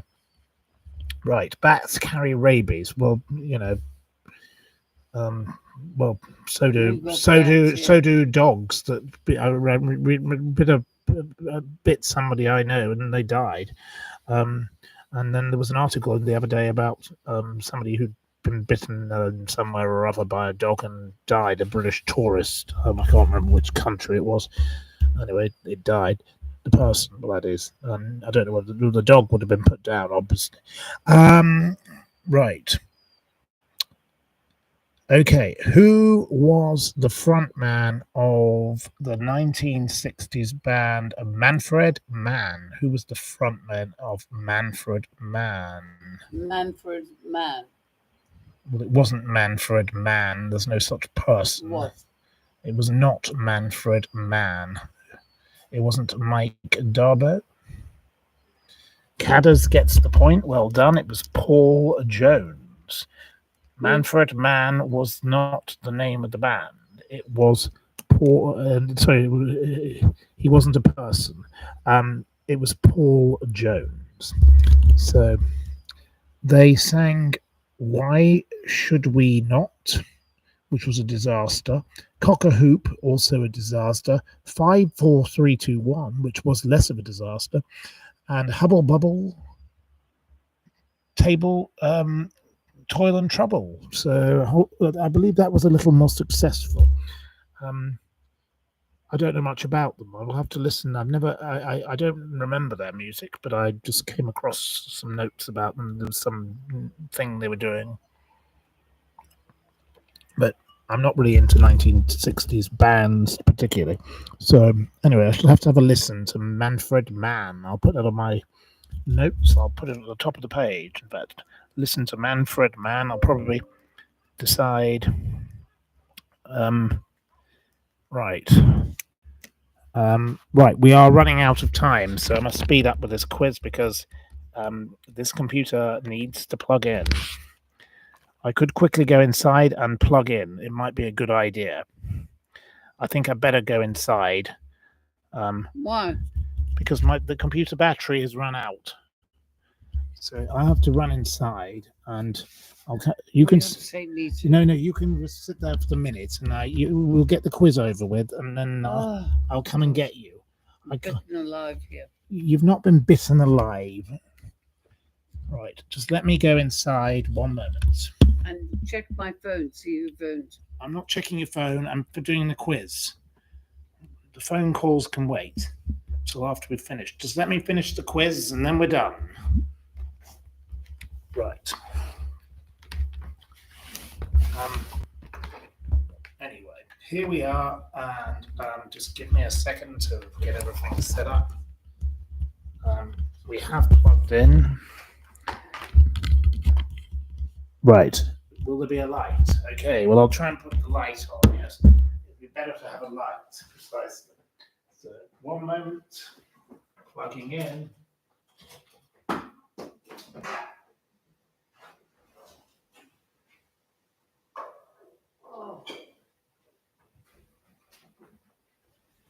Won't be long, we're just doing the quiz.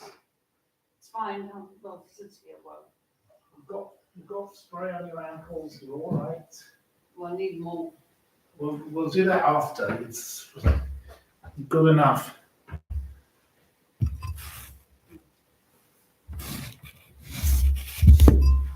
Right, okay. So, right, it's a bit easier to see in here at least. Oh dear, look at me, I look like I've been swept away. So, right, moving along. The next question. Where was I up to? Okay.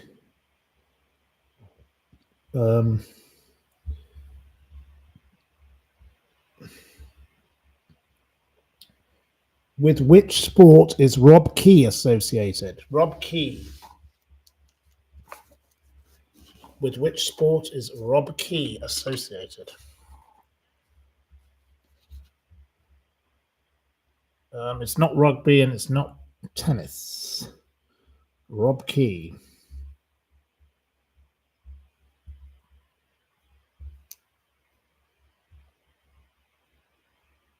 Sebastian Bluewater, another point to our last quiz winner. Sebastian Bluewater gets it with cricket. So well done to Sebastian. Thank you, Sebastian. So he was England's marketing director of cricket. He's a former Kent captain. What did Jim Goldie work as before becoming a racehorse trainer? What did he do? What business was he in? What was his job? The job of Jim Goldie, a great trainer. He wasn't a bookie. He wasn't an elf. He didn't work in gin. He wasn't a rap star. He wasn't a teacher. No, Jim Bowen was a teacher before he became host of Bullseye. So he was into that. Did he make tickle sticks? No, he wasn't a boxer, he wasn't a plumber, he wasn't a vet. He didn't sell knockoff gear, as far as I'm aware. He wasn't a football manager, he wasn't a race driver, he wasn't a jockey, he wasn't a gyno. I don't know what he wasn't a gigolo, he wasn't a jewellery seller, he wasn't an MP. He wasn't one half of a pretend horse. He wasn't a footballer, an auctioneer, or a farmer. He didn't work down the docks. He wasn't Janet Evans' agent. Poor old Janet. I don't know why I ever mentioned her. She's come back to curse me all the time, isn't she? You say Jo Brand was a psychiatric nurse. Well, there we are. You learn something new every day, don't you? You were all busted. Okay, well, I don't think you can answer the question, so I'm going to give 0 points. The answer, of course, was fencer. He did fencing for people, and he was very good at a garden fence, supposedly. Then he jumped. Then he had people jump. He had horses jumping fences. So fencing is a big part of his life. Not the sport where you go around with the swords to do fencing, but he was good at that kind of fencing. Okay, so the next question. What was the approximate worth of the 950 cloth-bound, I'll put this here so it's easier to read, cheddars stolen from Neal's Yard Dairy in the cheddar heist the firm suffered in October 2024? How much was it worth? It was not £1 million. No.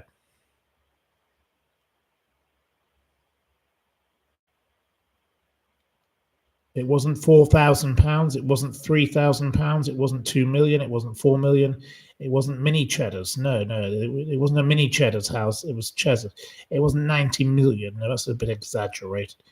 It wasn't 1.2 million. It wasn't 200,000, but you're getting closer. It wasn't 500,000, which is also, 250,000 is quite close. Miss Perfect, I'll give you the point. Miss Perfect. It was not 250,000, but it was 300,000. But I accepted Miss Perfect before Leslie got it correct. So well done to Leslie. So, right. At what age did Britain's most famous cleaner, Kim Verbal Woodburn, die on the 16th of June 2025? How old was Kim Woodburn? Of How Clean Is Your House?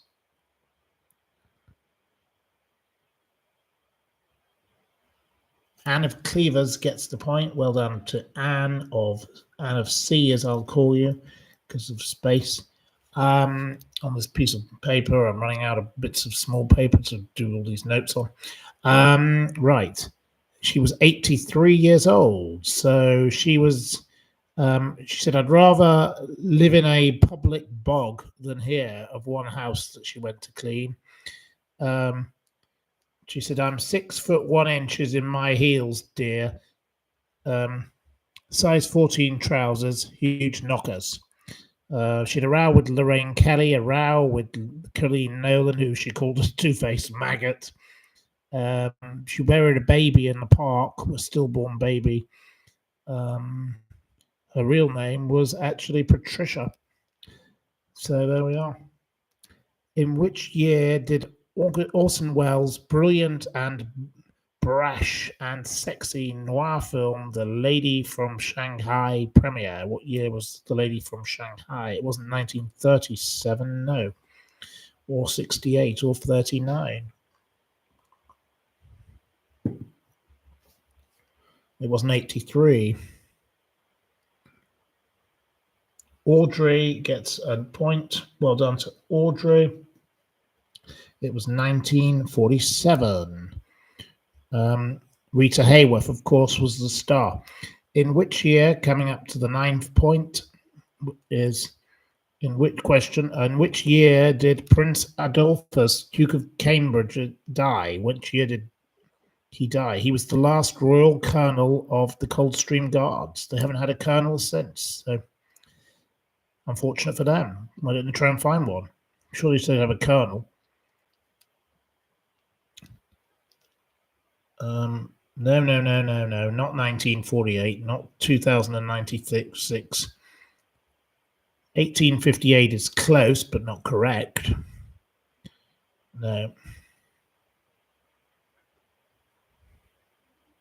It wasn't 1634, it wasn't 1856, but Audrey gets a second point, taking Audrey into the lead.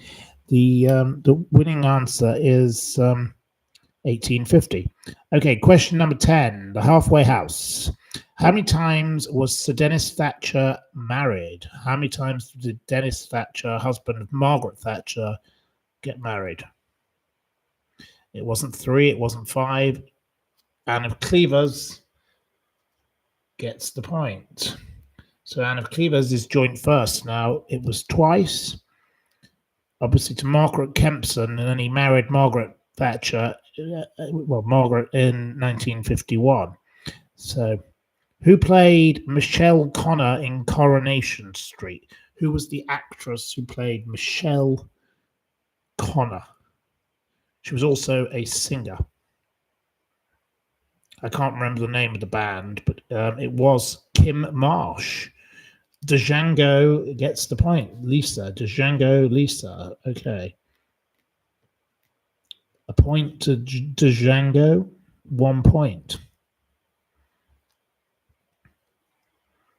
What is the name of Talk Radio's Europe's Daybreak host as of 2025? The Daybreak show. It's always in the local. It's always in the Daily Mail. There's always an advert for it. What is his name? He's not called Ian Collins. No, it's not Eamon Holmes. Talk Radio Europe. My friend Rex does a little show on there. They call him the Woke Finder General, the lovely Rex Leyland. A big shout out to the lovely Rex. And my love to him and his lovely wife. And they live on a beautiful boat on the Thames. Delightful. It's not David Bull. No, it's not him. No, you've never heard of it. No. It's not Dan Wootton, no. It's a radio show on centered around Spain, mostly Spanish news, but yeah.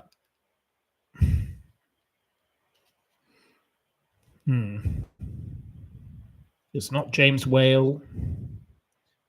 It's not Alan Bessick.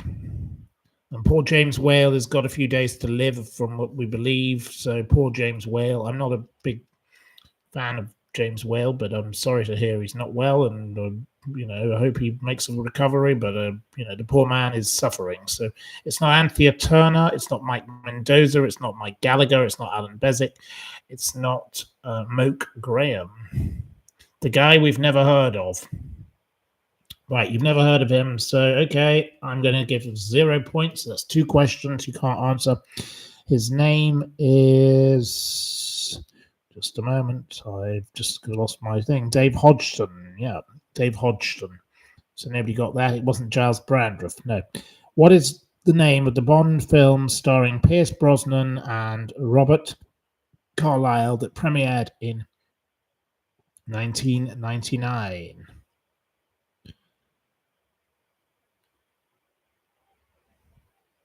It wasn't GoldenEye. It wasn't Tomorrow Never Dies.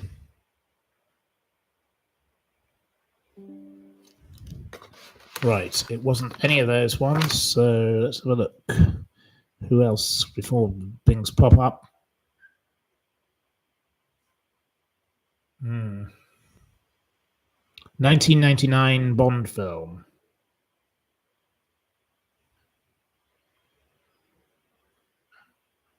Not Die Another Day, not GoldenEye, not Jaws. Jaws is not a Bond film. It's not Live and Let Die. It's not Sticky Fingers. It's not Tomorrow Never Comes. It is The World Is Not Enough. Well done to Ross, a new entrant. Thank you, Ross. Ross, you are now getting a point. Well done. We've had two questions where we've had weak links. Nobody passed on the things. We're coming up to nearly 2 hours, and we're going to stop at 2 hours once we finish this quiz. But what is the nickname that the wife of the late magician Paul Daniels goes by? What is her nickname? And she does a lot of advertising of kitchen cupboards. Mrs. Merton dealt with her rather effectively by saying, no, I need her nickname. So Joyce Grove. Joyce gets the point. Well done, Joyce. It's the lovely Debbie McGee. You know, the woman who Mrs. Merton once said, what was it that first attracted you to the multimillionaire Paul Daniels? And she didn't get the question.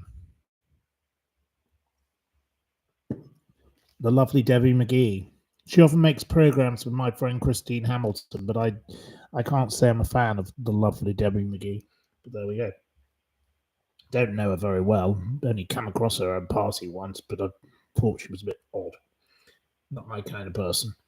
Anyway, she probably didn't like me either, so it doesn't really matter, does it? Right.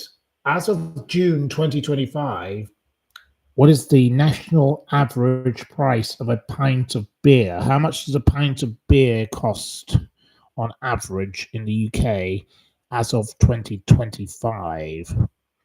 It's not £6, but you're not far off. But it's not £4.50, but you're not far off. It's not £5.90, but you're not far off. If anyone's closer, I will accept the next close one. £5 is close.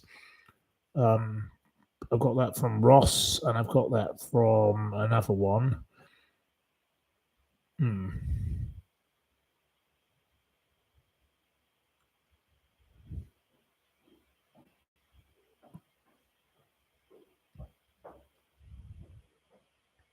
Anyway, I think Ross can have the point. Actually, no, Miss Marple gets the point. Miss Marple gets a second point because the answer is £5.17, and Miss Marple said £5.35. That's pretty close. So, and she also said £5.22. Please excuse my nose. There was a major incident yesterday, and it got a bit bashed. So there we are. That's why I didn't do a program yesterday.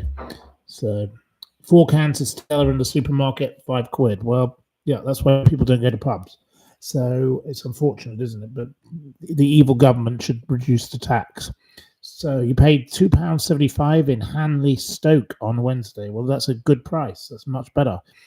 There are places where you can get beer cheap, and then you can get them very expensive. So there we are.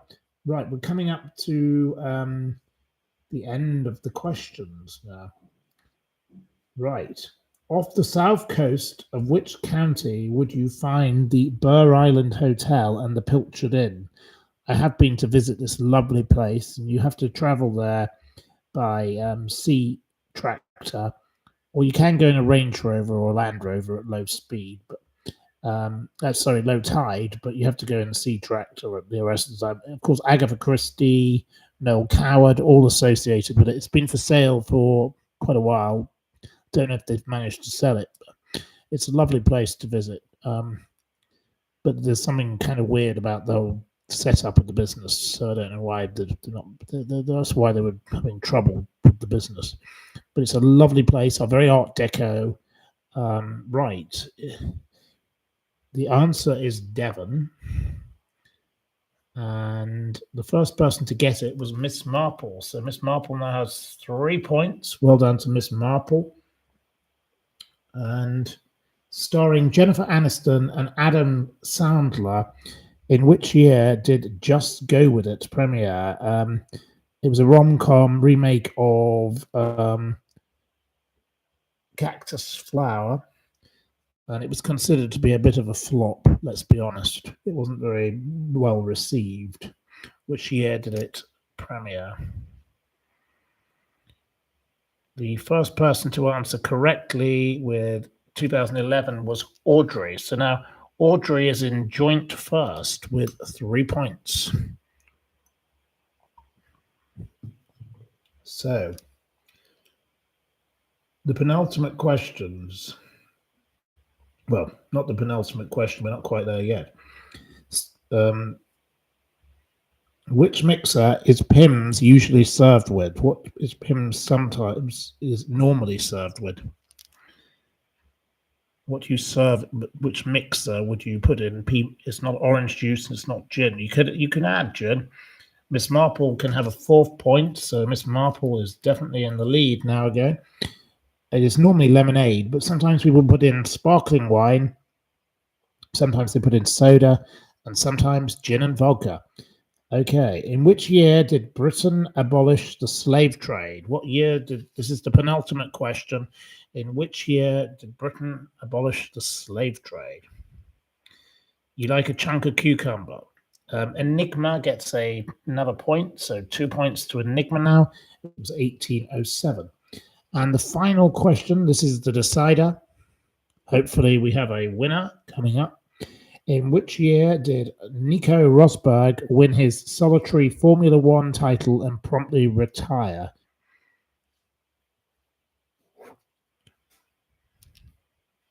In which year? It wasn't 2024, it wasn't 2008, it wasn't 2025, it wasn't 2017, it wasn't 004, it wasn't 1989, but Audrey gets the point. So Audrey now has 4 points. Yes, Audrey also has 4 points. We now have a spin-off between Miss Marple and Audrey. So I will now find a random question. And if you answer it, I can only have Audrey or Miss Marple answer. Whoever answers first is the winner, because we've got 4 points for each of you. Very good to get 4 points out of 20 when 2 questions have been answered incorrect, but with no answer, because nobody could get them. Okay, right. Okay. In which Kent seaside town would you find the Shell Grotto?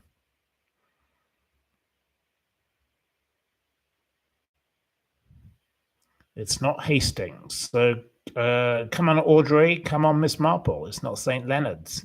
It's not Broadstairs. But, Miss Marple, you've had this one before. Yes, that's why we're invited. It's just an extra question. It's a tiebreaker. Audrey gets the point. So our winner tonight with 5 points is Audrey. Well done to Audrey. You've done very, very well. We're at 1 hour and 58 minutes. We haven't much time for any more because I've got to bring a certain someone inside and put them to bed because it's now 11:30 at night, and I'm sure the neighbour who likes to be a bit difficult will be getting annoyed about the noise because she doesn't like noise. So anyway, thank you, and it's Audrey's birthday, says Lynn's. Don't mention the war. Precisely. I can't mention the war with that one. No. Anyway, we won't be having her around again. She's no one to add to the list that won't be missed.